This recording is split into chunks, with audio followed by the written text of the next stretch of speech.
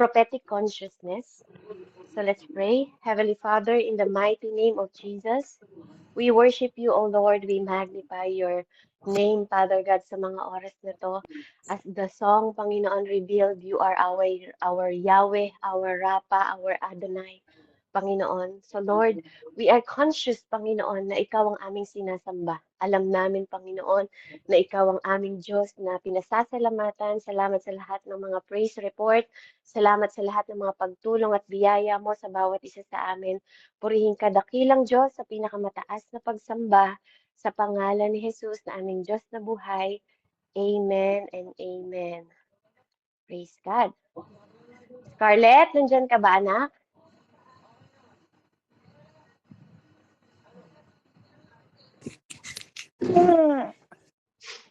Amen. Scarlett, can you can you raise your hand, anak? I-raise mo nga yung hand mo and sabihin mo sa sarili mo, sabihin mo ngayon na Lord Jesus. Ulitin mo yung sasabihin ko sa'yo. 7 years old na siya, ate, di ba? Ate Robilin? Opo. Opo, 7 years old na siya. Scarlett, anak, sige nga, mag-pray tayo, anak, no? Lord Jesus, pikit ka. And then sabihin mo yung sinasabi ko, no? Lord Jesus. Close your eyes daw. Ulitin mo, anak. Sige na. Ang ganda-ganda ng boses mo kanina. Ang ganda-ganda ng boses mo nagpupuri sa Lord. Ibe-bless ka lang ni Lord. Sige na, anak. Itaas mo yung kamay mo. Taas mo lang yung kamay mo. Then pikit ka. I-off cam ko lang po. Nahiya po siya. Sige. I-off mo na lang. Okay, sige. Taas mo yung kamay mo na ka. Yan. Okay? Ulitin mo yung sinabi ko. Ulitin mo yung sasabihin ko, ha? Lord Jesus. Lord Jesus, Tinatanggap po kita tinatanggap po kita sa aking puso, sa aking puso, sa aking isip, sa aking isip, ngayong oras na to, ngayong oras na to, na maging Diyos na maging Diyos at sarili kong tagapagligtas. at sarili kong tagapagligtas. Mula sa araw na to, Mula sa araw na to, ikaw na po ikaw na po ang magtuturo, ang magtuturo, magbabantay, magbabantay, at gagabay sa akin. at gagabay sa akin. In Jesus' name, In Jesus' name, Amen. Amen. Amen. Praise the Lord. Ayan, mula sa araw na to, lagi mong aawitan si Jesus, ha? Natutuwa siya, nababless siya sa iyong tinig, yung awit mo, yung boses mo. Amen. Praise Jesus. Lord, bless this child, oh God, sa mga oras na to. Since 7 years old na siya, alam kong nauunawaan niya ang kanyang inaawit. Alam kong naiintindihan niya, Panginoon, ang kanyang sinasabi, Ama. Kaya sa oras na to, Lord, tanggapin mo ang espiritu ng batang ito at lumaki siya, O Diyos, na sa patnubay at gabay ng iyong banal na espiritu, Panginoon. Lord, I speak, Panginoon, sa mga anghel mo na isugo sa batang ito mula sa araw na to, Panginoon, lalaki siya na may gabay at bantay, Panginoon, bukod sa banal na espiritu, Ama. Lord, may your angel, Panginoon, na magprotekta sa kanya, mag-minister sa kanya, Panginoon, mula sa araw na to. I speak sa angel diyan sa kalangitan na mag-minister sa batang ito from this day onward. In the mighty name and powerful name, Jesus Christ, I command you to minister to her, na ingatan mo siya simula sa kanyang pagtulog, sa paglabas at pagpasok sa tahanan, at lahat ng mga tao na makakasama niya because she was there. The grace of the Lord and mercy ng Panginoong Diyos ay mapagpapala saan man pumunta si Scarlett. In the mighty name of Jesus, magiging bright siya, naningning na parang katulad ng mga liwanag ng araw sa spirit realm, na walang makakagalaw sa kanya, walang sakit, walang kahit anong bagay ang makapaghihinto ng kanyang pagpupuri sa pamamagitan ng kanyang mga tinig in the mighty name of Jesus at magiging pagpapala siya sa lahat ng tao. In Jesus' name I pray. Amen. Praise the Lord. Salamat po sa Panginoon. Glory to God. Scarlett. Scarlett. In Jesus' name. Amen. So, pag-aralan po natin yung about sa prophetic consciousness. Amen. So, pag sinabing conscious, ibig sabihin, may kamalayan tayo sa ginagawa natin. Hindi tayo sumasamba sa Diyos na hindi natin kilala. Okay? So, sa madaling salita po, yung mga tao na nag-aaral ng mga witchcraft, ng mga albularyo, ng mga pagpapagaling sa pamamagitan ng mga bagay na ginagamit nila, they are conscious, mga kapatid. Hindi pwedeng sabihin na wala silang alam. Kasi ang pag-aaral ng mga Latin-Latin, ang mga pag-aaral ng mga ganyang bagay po is talagang sinasaliksik. So, hindi pwedeng sasabihin mo na deceive lang kasi ako eh. Hindi ko sinasadya. Hindi po. We are conscious. Hindi tayo pwedeng subconscious sa ginagawa natin. Katulad na lang ng pagpapalaki mo ng katawan. 'Di ba? Pag pumunta ka sa gym, conscious ka. Alam mo yung ginagawa mo. Kaya ka pupunta sa gym, kaya ka nag-exercise kasi nga, you know na ito ay magiging resulta nito is pagpapalaki ng katawan mo. 'Di ba? Maging physically fit ka. Okay? Ganun din po sa espiritu. Hindi ka pumunta sa albularyo kasi wala kang kamalayan. 'Di ba? Pumunta ka sa albularyo kasi may alam ka. Amen? May alam ka na ginagawa nila, may alam ka na na conscious ka doon. Hindi pwedeng hindi mo alam 'yon. Hindi ko kasi alam eh. 'Di ba? Hindi po pwedeng ganoon. So, dito po, pinapaunawa ko lang sa atin na bawat isa po sa atin dapat mahalaga po na may malay tayo. Hindi ka sumusunod sa Jesus Christ na sasabihin mo na wala kang kasiguraduhan. Amen? Hindi ka susunod sa isang tao na wala kang kasiguraduhan, kamatayan ka pala dadalhin, sunod ka ng sunod. 'Di ba? Hindi pwedeng gumagawa ka ng mga bagay na wala kang kamalayan.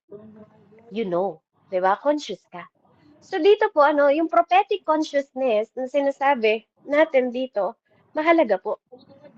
Ibig sabihin, kailangan meron kang more sa experience, more na nag-i-exist, na more na kamalayan na nai-involve sa paglago mo, more na kamalayan sa estado ng awareness natin, yung antas ng ating kaalaman is, alam niyo, nagle-level up. Andun yung fully present mo, na alam mo yung ginagawa mo. Wala ka dito sa gawain na to kung hindi mo alam yung pinapakinggan mo. Katulad nga ng pasasalamat ninyo kanina, lumalago kayo kasi conscious kayo. Hindi pwedeng wala kayong deeply, yung alam niyo yun, hindi malalim yung pagiging attentive mo sa pinapakinggan mo. Na kung alam mong napapahamak ka na, conscious ka. Wala ka dito kung alam mo na hindi ka lalago, wala kang kamalayan sa sinusundan mo, sa pinapakinggan mo kay Sis Beb o sa mga pastor na naririnig natin because alam mo na may katotohanan doon. Conscious ka. So when it comes to prophetic, kailangan pag dumating tayo sa prophetic na sinasabi natin is dapat andun din yung antas, yung taas ng awareness mo na hindi lang to dahil nagbe-benepisyo sa sayo. Amen? Dapat essential, alam mo, sigurado ka, certain tong ginagawa mo. Amen? May kasiguraduhan ka. So, mahalaga po sa bawat isa sa atin na kasi kung wala itong spiritual consciousness natin, kasi ito pong ginagawa natin is spiritual things. Amen? Dapat conscious kayo. It's about spiritual life. Kaya tayo nag-aaral dito, ito po yung tinatawag na spiritual. Amen? Na buhay natin. Ito yung inaalam natin. 'Di ba? Na hindi tayo nagte-take risk lang dito. Na hindi ka nasa critical na moment sa mga oras na to. Kasi ang pinag-uusapan natin is about our provision, 'di ba? Is about benefit things sa heavenly. Hindi siya sa earthly kundi divine encounter natin sa Panginoon. Amen. So yung spiritual activity na ginagawa natin ngayon, ito yung magpapaunawa sa atin ng mabilis, 'di ba? Ng banayad na understanding natin na matanggal yung mga cover ng mga mata natin. Matanggal yung mga veil na tinatawag, 'di ba? Yung pag kinakasal tayo, yung nakalagay sa mukha mo na tumatabing para magsalita sa'yo si God. Para marinig mo si Lord, yung gently whisper niya sa'yo, yung mga ginagamit niyang mga anghel para mag-move quietly, 'di ba, sa environment natin. And even yung mga demonic influence na nag-ooperate na hindi natin alam. So you are conscious, 'di ba? Kailangan maging conscious tayo dito, kaya ito itinuturo sa atin ng Panginoon. Marami sa atin ang napaka-obvious, 'di ba, na nagkakaroon sila ng interaction sa spiritual, pero nagkakaroon sila ng failing. Nabibigo sila. Bakit po? Kasi hindi sila aware. Amen? Alam niyo yon, yung parang andito ka, wala silang discernment sa moment na sinishape na pala nito. Kapag nandito ka sa spiritual na gawain, di ba? Kapag ang pinag-aaralan mo yung dark na spiritual, yung mga kapangyarihan na spiritual, nagmo-mold din ito or nag-shape din ito, hinuhubog din ito yung destiny mo. Pero ang tanong, mga kapatid, divine ba to? Kasi, di ba, yung iba sa atin nag-aral, di ba? Nag-aral sila ng mga spiritual kasi they want power. Pero sa maling power nila, kinukuha sa dark. Na imbes na maging blessing sila, kapangyarihan na ibang destination, ibang dimension yung kanilang hinahangad. Amen? But they are aware, kasi pagdadasaling sila ng mga Latin doon, ilang beses nilang di ba? Ganon din sa spiritual natin. Itong spiritual insensitivity natin, 'di ba? Is hindi po part ng God original design for humanity. Kapag ikaw yung isang klase ng tao na wala kang sensitivity, na alam mo yon, hindi ka sensitive sa spiritual. Hindi po yun part ng original design ni God sa atin kasi gusto niya, ang gusto ng Lord, kaya nga sabi ni Lord, draw yourself unto me and I will draw myself unto you. Gusto niya magkaroon tayo ng intimacy sa Kanya para maging sensitive tayo sa mga spiritual na nangyayari sa buhay natin. 'Di ba? Kaya ang mga tao, nawawala ng awareness ang mga tao kasi sa pagiging ignorante natin sa spiritual, sa pagiging prideful natin, sa pagkakaroon natin ng broken fellowship sa Diyos. Kasi gusto nating makilala ang Diyos pero ayaw nating magkaroon ng intimacy sa Kanya. Gusto nating makilala ang Diyos pero ayaw nating malaman yung way ni God, yung light na binibigay niya sa atin, and yung kaparaanan ng Panginoon sa buhay natin. Maraming mga tao, ang feeling nila sapat na pumunta sa church, papasok ng linggo, lalabas din ng ilang oras, di ba? Pero hindi nila pinapractice sa buhay nila yung spiritual na tinuturo ng Panginoon. Kaya punong-puno ng arrogance. Amen? Punong-puno sila ng pride, punong-puno sila ng sirang relasyon sa Panginoon. Amen? Kaya andun yung mapurol, alam niyo yun, yung dal na tinatawag, yung pride, yung mapurol na pride spiritually. Yung perception o yung pangunawa na mali. 'Di ba? Kaya nga may mga Kristiyano nagpupunta pa rin sa albularyo, may nagpupunta pa rin sa ibang manggagamot, bukod sa Diyos, bukod sa doktor, 'di ba? Kaya maling-mali, 'di ba? Maling-mali kasi andun pa yung arrogante. Inosente sila, hindi pa ganun kalalim. Kaya dito tinuturuan tayo na maging conscious tayo. Lumalapit ka sa Diyos kasi aware ka. Lumalapit ka sa Diyos kasi alam mo yung pwedeng maging benepisyo mo sa Panginoong Diyos. Kaya nga yun yung pasasalamat ng bawat isa kanina, di ba? Kasi yung faith mo sa Kanya, nagpo-produce, di ba, ng visible. Alam niyo, yung nakikita nyo, na dating invisible lang, Lord, salamat sa bigas, biglang naging visible, nakita na ng mata mo. Di ba? Alam niyo po yung ganon. Yung faith na substance, sabi nga ganon, na sigurado ka na may hope for, you hope for, kahit di mo pa siya nakikita, may future siya. Kaya tayo nandito. Kaya tayo sumusunod sa Panginoon kasi hindi to pagiging broken fellowship natin sa Diyos, but deeper understanding. 'Di ba? Kaya hindi tayo magkukulang. Amen? Hindi yung ating lack of understanding ang magpa-fracture o sisira sa intimacy na ginagawa ng Holy Spirit at hindi tayo madidistansya from the tangible presence of God.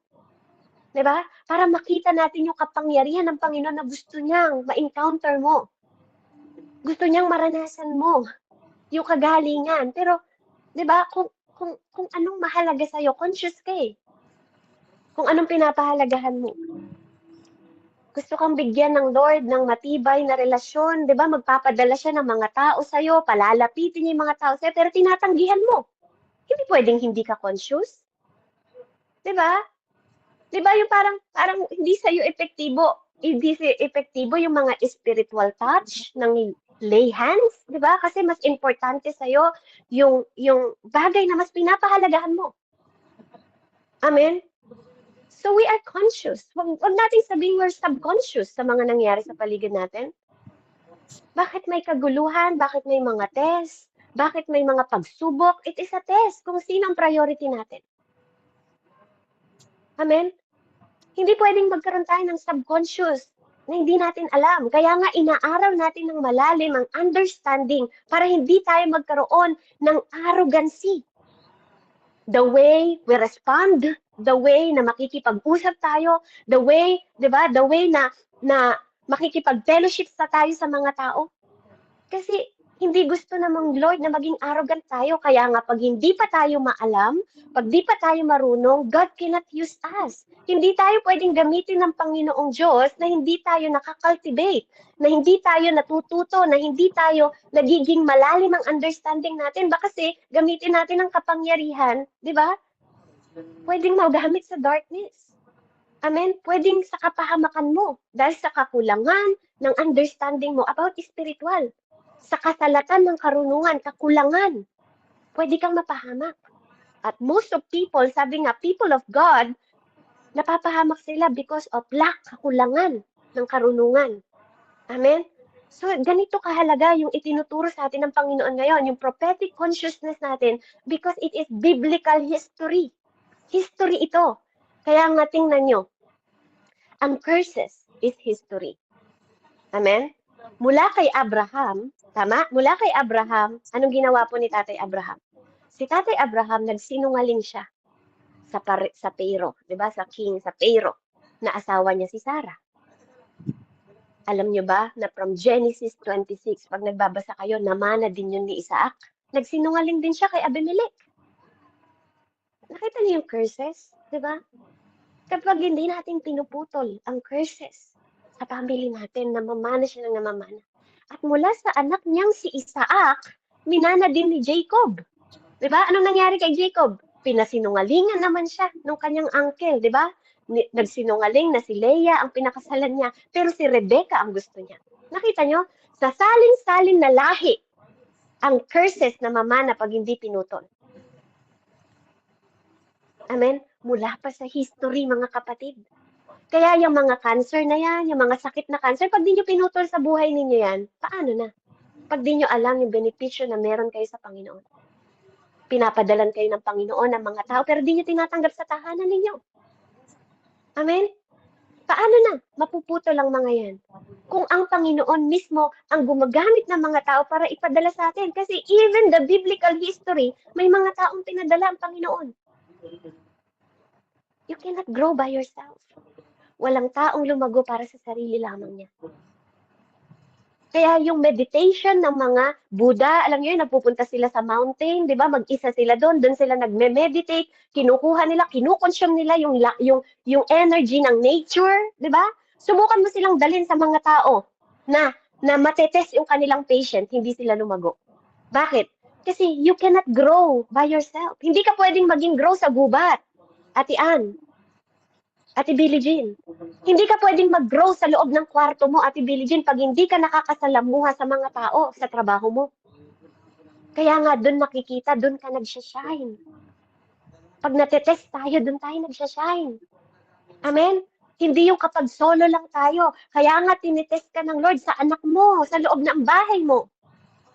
Ate Jane, kasi that's the test of the Lord. Kung andun pa ba'y arrogancy natin, andun pa ba'y lack of knowledge natin, and kahit ako sa asawa ko, diba? Sa pamilya ko, sa in-law ko, I'm in the test. Lahat tayo, nasa pagsubok. Andun ba yung understanding talaga natin? Nauunawaan ba talaga natin o mapurol pa rin tayo hanggang ngayon? Ano yung perception natin? Ano yung pang-unawa natin? Ano pa rin ba yung pride natin? Andun pa ba yung fracture intimacy natin, yung sirang intimacy natin sa Holy Spirit?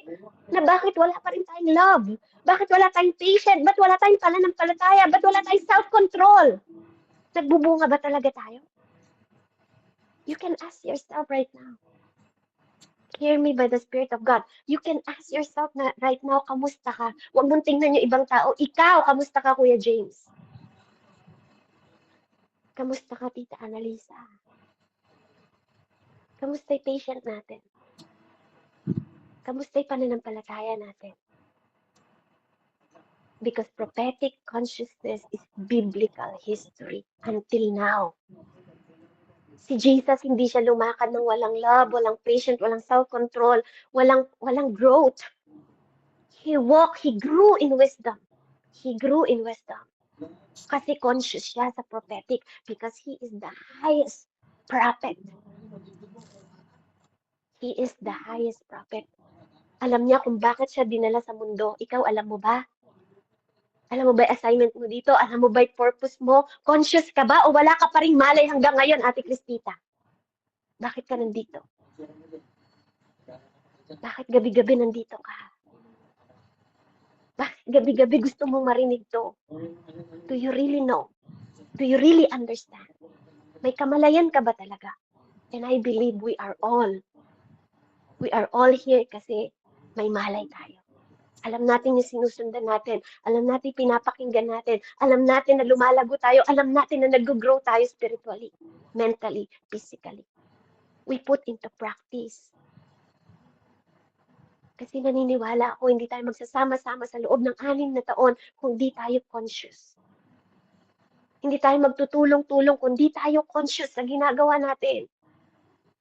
Diba? Ginagawa natin, trabaho natin kasi may malay tayo. Alam natin na magbibigay ito ng provision sa atin. Ginagalang natin yung mga tao sa paligid natin kasi alam natin na may provision to sa atin. Minamahal natin yung mga tao sa paligid natin kasi ito yung utos sa atin kasi may malay tayo. Conscious tayo. Tama? Hindi nyo ginagawa yan dahil wala kayong malay.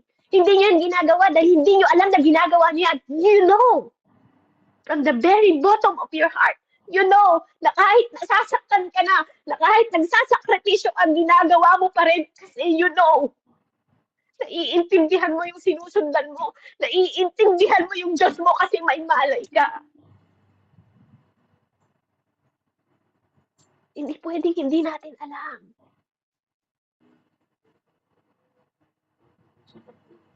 Hindi pwedeng nagdadasal ka na wala kang ini-expect. Hindi pwedeng nakikipag-usap ka sa kanya na walang sumasagot sa'yo.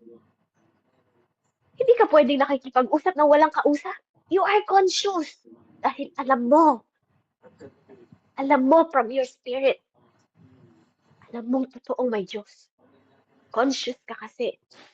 Amen? Totoo po ba? Ganun din ba yung nararamdaman ninyo? Ganun ba yung nasa puso ninyo? Kasi napakahalaga po na conscious tayo. Napakahalaga po na pinag-aaralan natin.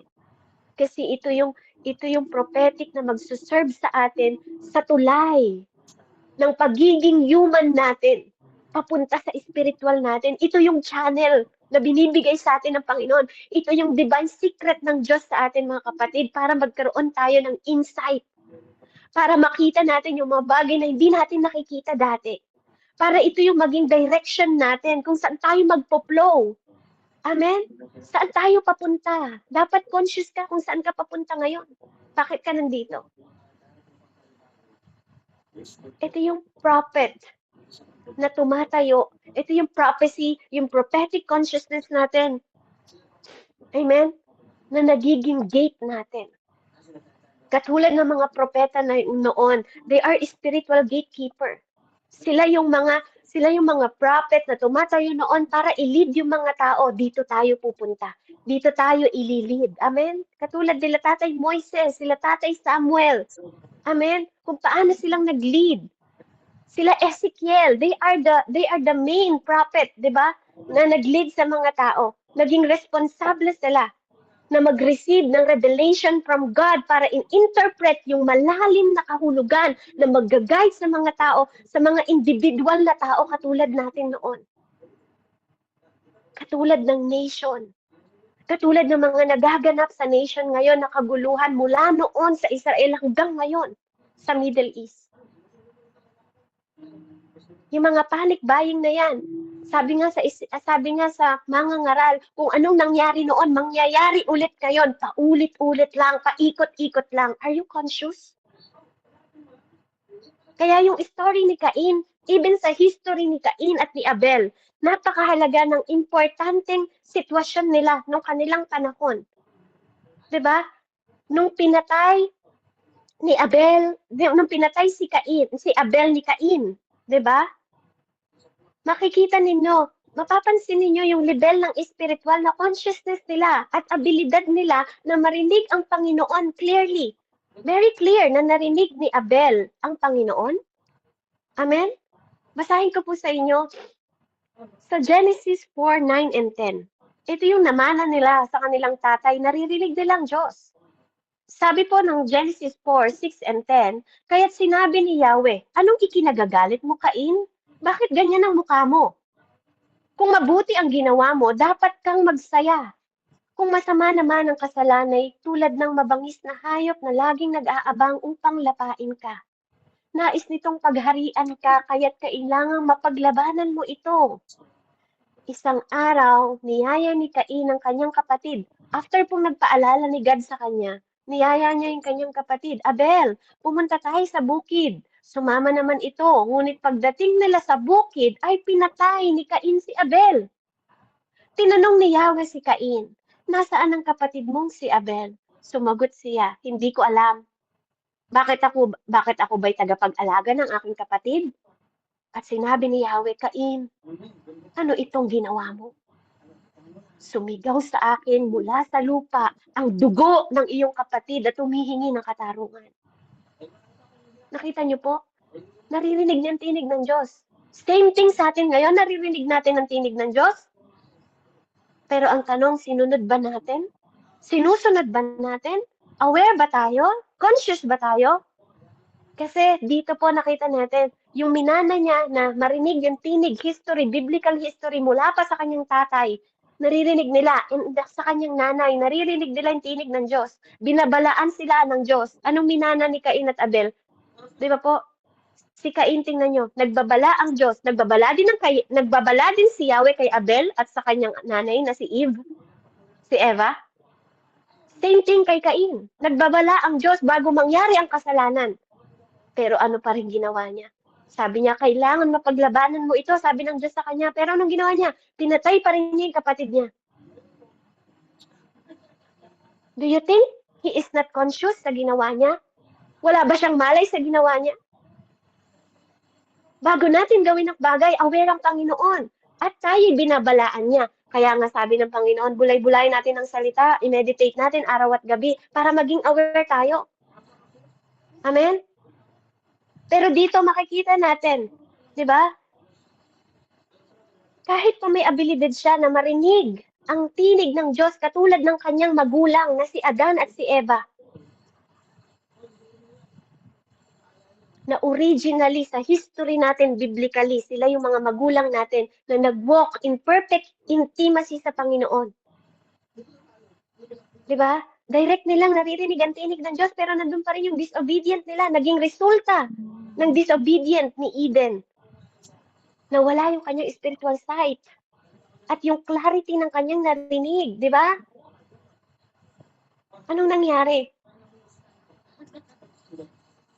Nabawasan yung inheritance nila.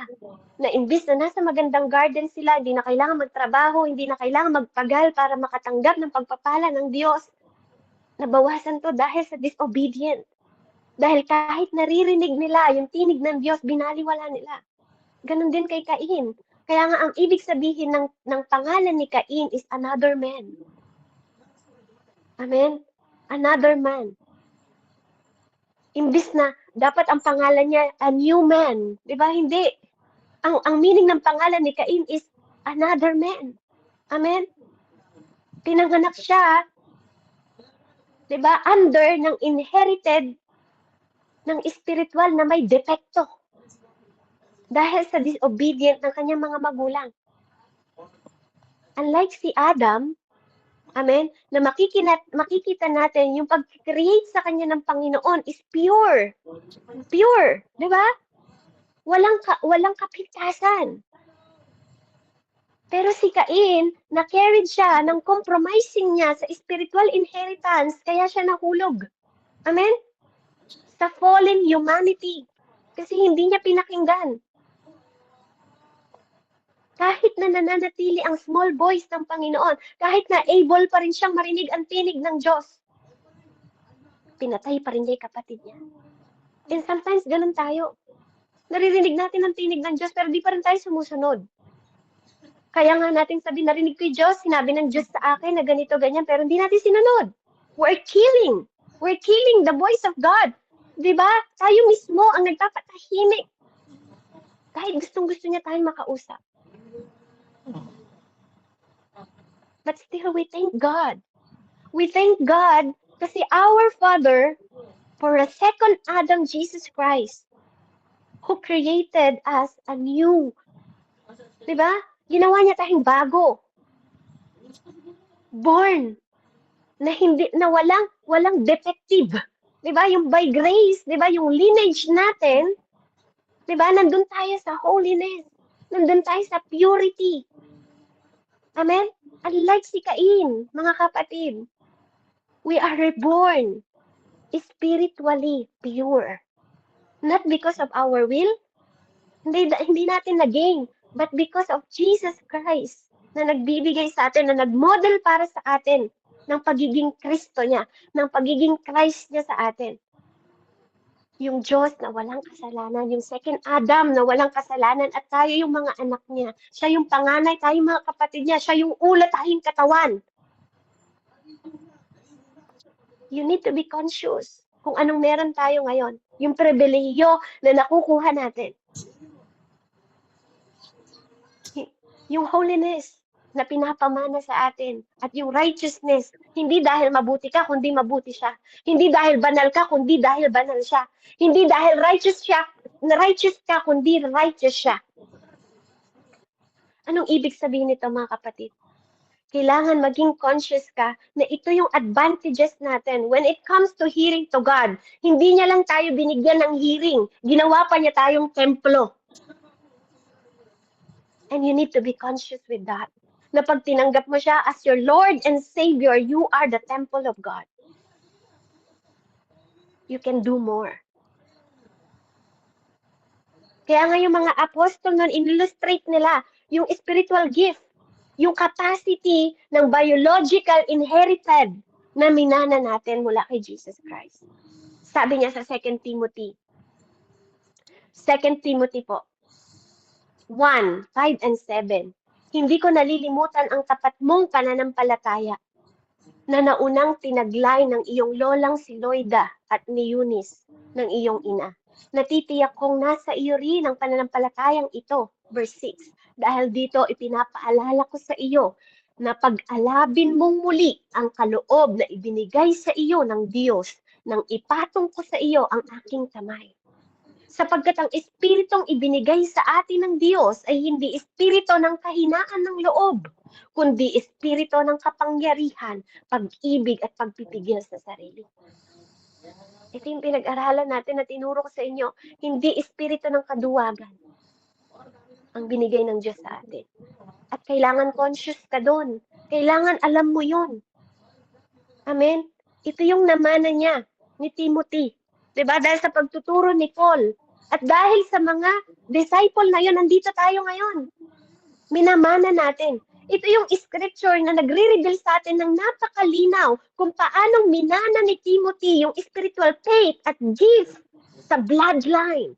Na ine-emphasize na dapat maging malinaw yung impact sa atin ng biological na inheritance ng spiritual gift.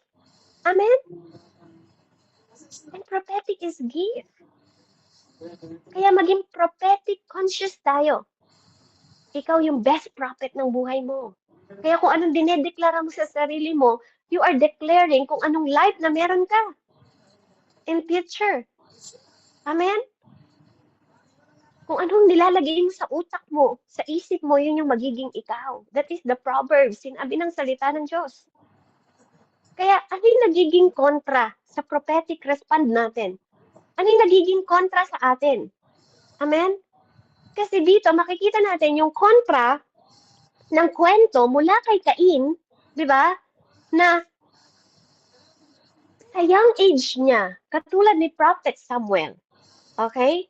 Yung story ng biblical history natin na nagbigin sa kanila during spiritual dryness ng era ng Israel that time. There is one Samuel, Prophet Samuel. Sabi din sa Samuel, 1 Samuel 3 and 1, sa pamamahala ni Eli, si Samuel ay patuloy na naglingkod kay Yahweh. Nang panahong iyon, bihira nang magpahayag si Yahweh at bihira na ring pangitain galing sa kanya. So wala nang vision. Hindi sila makarinig ng mga tinig ng Diyos kahit pa siya ay high priest si Eli. Ito, anong hina-highlight dito sa mensahe na to? Ito, hina-highlight dito yung time, yung oras, 'di ba? Ng spiritual, 'di ba, na consciousness nila. Sa pamamagitan ni Samuel, yung prophetic experience na napaka-unique na maliwanag na binigay kay Prophet Samuel that time. Kumpara kay Cain. Na ang grasya sa kanya noon, hindi lang basta marinig, but also napakalinaw ng vision, ng encounter. Amen? Pero hindi nila pinahalagahan. Kaya yung namana ni Tatay Samuel na ininherit niya, more, na ba? More complete yung gift from Eli dahil naglingkod siya kay Eli, sinusunod niya si Eli bilang spiritual tatay niya. Amen? Although si Eli himself, hindi siya nag-grow ng ganun, spiritually, ganun kalalim. Kasi ang pag-grow ng spiritually, intentional, may malay ka, conscious ka sa ginagawa mo. And due that time, nineglect ng pamilya ni Eli at hindi niya napasunod yung kanyang mga anak. At dahil doon, di ba, dahil hindi enough yung na-retain na enough na discernment ni Eli, anong nangyari? Nawalan ng guide. Diba? Pero itong si Samuel, nag-mature siya into prophetic maturity nung na-encounter niya si Jesus, ay si Yahweh, at dinemonstrate sa kanya yung spiritual gift para ma-pass niya, para mapagtagumpayan niya to. Dahil sa spiritual mentorship, dahil sa listening ear niya, dahil sa pagsunod niya. Kahit na imperfect si Eli sa pagpapalaki sa anak, ang tiningnan ni Samuel, lingkod siya ng Diyos. Amen? Naging aware siya sa personal voice ni God, kaya in-encounter siya ni God personally. Na kahit nakikita niya yung mga maling ginagawa ng mga anak ni Eli, hindi siya sumunod doon kasi alam niya, may banal na takot siya sa Diyos na pinaglilingkuran ng kanyang spiritual tatay. Kaya yung divine na pag-i-speech ni Eli, yun yung naririnig niya. Actually, hindi siya pamilyar sa tinig ng Diyos.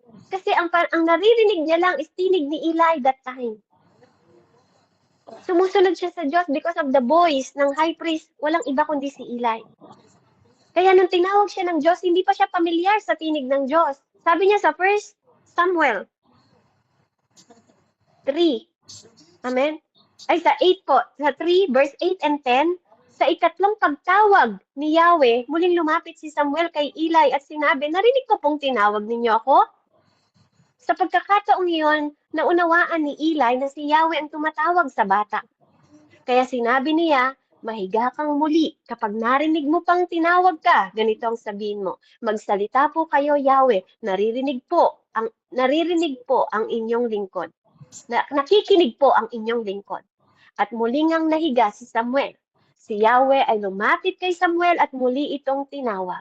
Samuel, Samuel. Sumagot si Samuel, magsalita po kayo, nakikinig ang inyong lingkod. Amen? Para kung nakita yung bata kanina, Scarlett. Nung kumakanta siyang, Yahweh, Rapha, Elohim, Jireh, Alam niyo, sa murang edad niya, she's calling God. Yung presence ni God, tinatawag niya. Amen? Kaya si Samuel din dito, magsalita po kayo, nakikinig ang inyong lingkod. Amen? So napakahalaga po, even as a child, di ba? Tinuruan siya. Kaya yung mga magulang, di ba? Yung mga bata, tayo po nagtuturo sa mga anak natin. We have to be aware.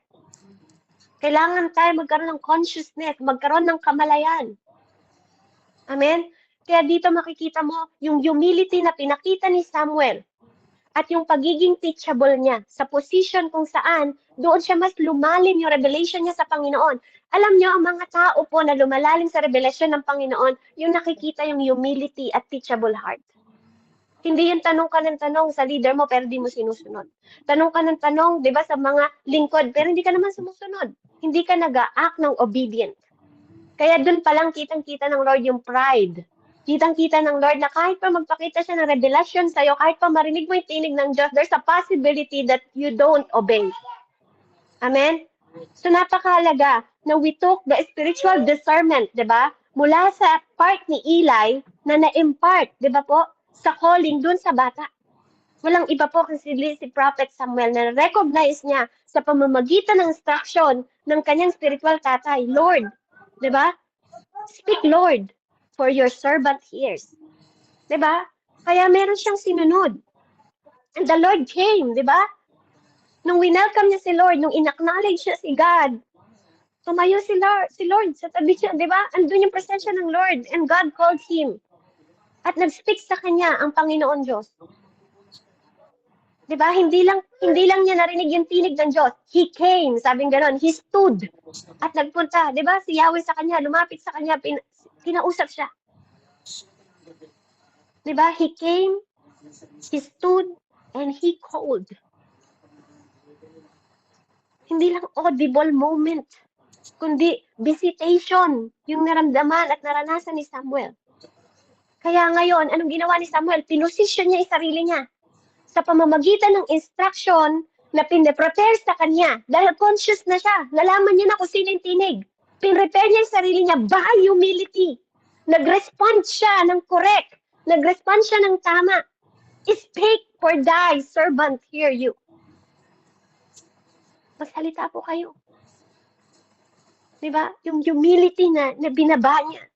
So through this, makikita natin yung account kung saan ma-obserbahan natin yung two very distinct prophet, diba? Prophetic experience ng dalawa. Ano yung pagkakaiba nila? Si Cain, narinig niya rin ang boses ng Diyos. Pero binaliwala niya. Si Samuel, tingnan niyo po yung observation natin. Si Samuel, narinig niya ang tinig ng Diyos. Amen? Pero nag-respond siya. There's two different. Pwedeng naririnig mo yung boses ng Diyos, pero hindi ka nagre-respond. Amen? So sayang. Cain spoke with arrogancy. Nag-respond si Cain ng arrogant. Pero si Samuel nag-answer with humility. I hope you understand kung anong tinuturo sa atin ng Panginoon na yung oras na to. Si Cain, naging aware siya. Aware siya, meron siyang awareness na pwede siyang makurap by guilty. Diba? Na mag-guilt siya kasi pinaalalahanan siya ng Panginoon. Pero si Samuel, nagkaroon siya ng nurturing through guidance. Diba? Yung guidance na pinakinggan niya, na hindi lang siya nakikinig sa tinig ng Diyos, nakikinig din siya sa taong dilid sa kanya ng Panginoon. Yung taong nakikita niya. May insight siya, at mayroon siyang insight at may sight siya. Andun yung respeto niya sa taong nilagay sa kanya ng Panginoon mula nung bata pa siya. Kaya itong passage na to, makikita natin from biblical history, yung prophetic consciousness nila. Sa spiritual activity, amen, dapat alam natin. Ito yung tinuturo sa atin ng Panginoon. Sa spiritual na activity, katulad ng ginagawa natin, hindi lang tayo dapat accompanied ng understanding. kailangan meron po tayong spiritual activity na ginagawa. Kasi nauunawaan mo siya. Mas malalim yung pangunawa mo kung spiritually, di ba? Ginagawa mo siya.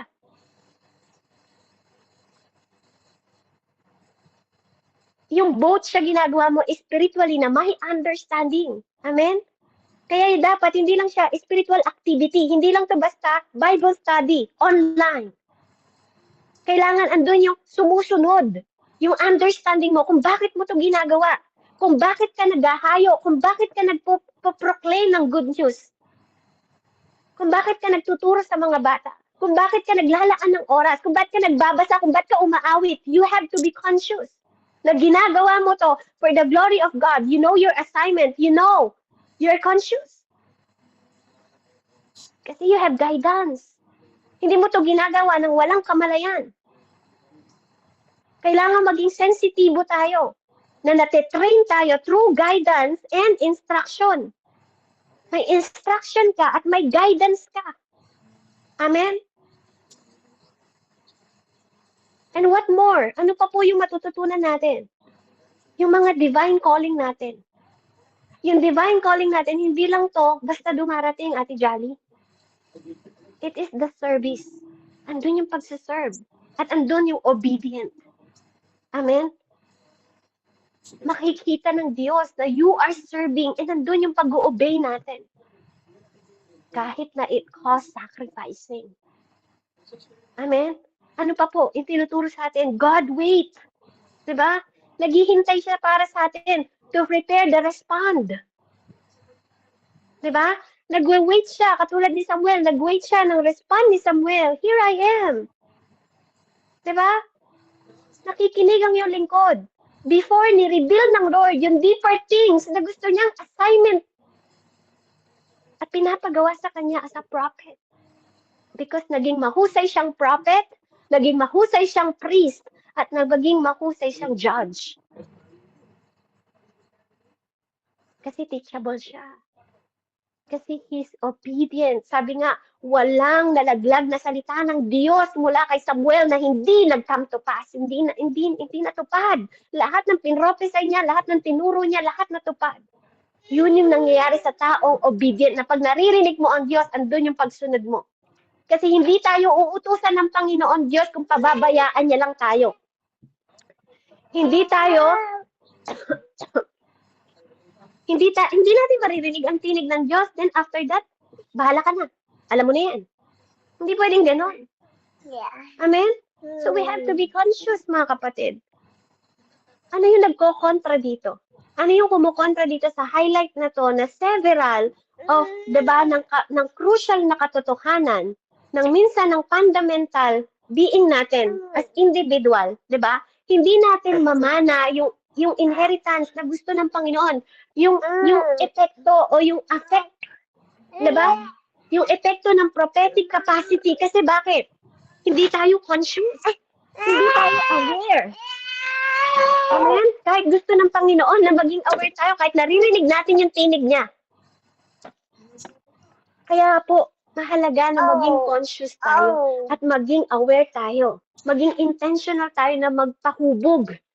Maging totoo yung intimacy natin sa Diyos. Kasi requirement to sa recognition para makorek yung respond natin. We have to learn.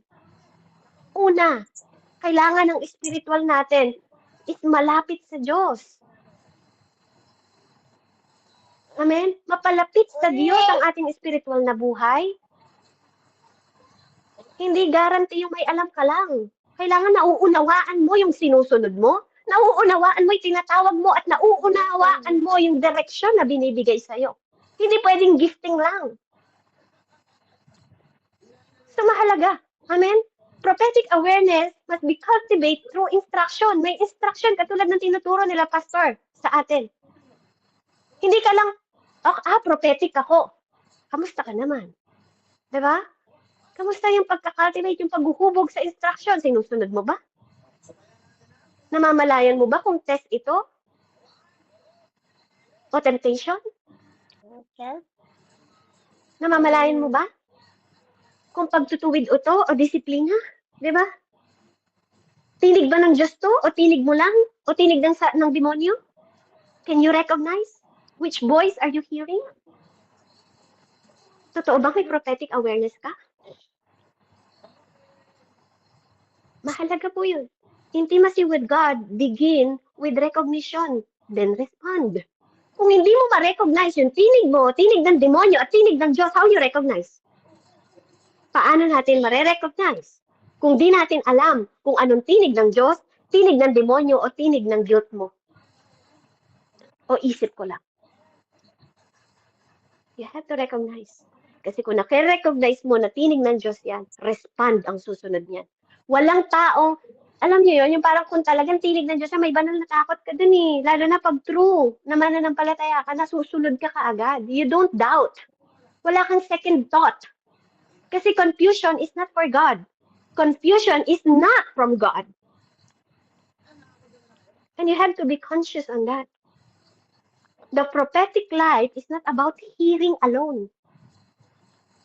Hindi ito basta naririnig lang natin o naririnig niya si Sis Beth magsalita ng ganito and then kakalimutan nyo. It's about knowing the one who speaks. Kailangan alam nyo kung sino yung nag-i-speak. I'm just a vessel. I'm just a vessel. You are just a vessel. But you should know who you hear. Dapat you know how to recognize. Amen? Purihin po ang Panginoon. Hallelujah. Let's continue po next time. And I believe na marami na kayo. Marami tayong tinuro ang Panginoon. Amen. And next Sunday po, itutuloy natin yung atin pong napag-aralan. Purihin ang Panginoon. Let's pray. Heavenly Father, in the mighty name of Jesus. Lord, we glorify your name, O God. We thank you sa awareness na tinuturo mo sa amin, sa prophetic consciousness, Panginoon, na hindi lang kami basta nakakarinig. We should know kung ikaw ang naririnig namin and we should respond and obey, Panginoon. Lord, wag mong hayaan na maging katulad kami ni Cain. Dahil kami ay newborn na. We are born again, Panginoon, from the Spirit and from above. Na kung paanong ipina-inherit mo sa amin yung kahalagahan ng righteousness, holiness through you, Father God, and grace, Panginoon, and awa mo na laging mong ipinagkakalob sa amin sa bawat araw. Salamat po, O Diyos, sa wisdom, knowledge, and understanding. Salamat po sa iyong tinig. Salamat, Holy Spirit. Salamat, God the Father. Salamat. Salamat, Ama. Salamat sa oras na to. Purihin ka, dakilain ka, tulhatiin ka sa pangalan ni Jesus na aming Diyos na buhay. Dakilain ka, O Diyos. You are a great God. Blessed be your name, Father. In Jesus' name. Amen and amen. Back to you po. Sino pong gustong sumalo? Amen po, Ate Jane.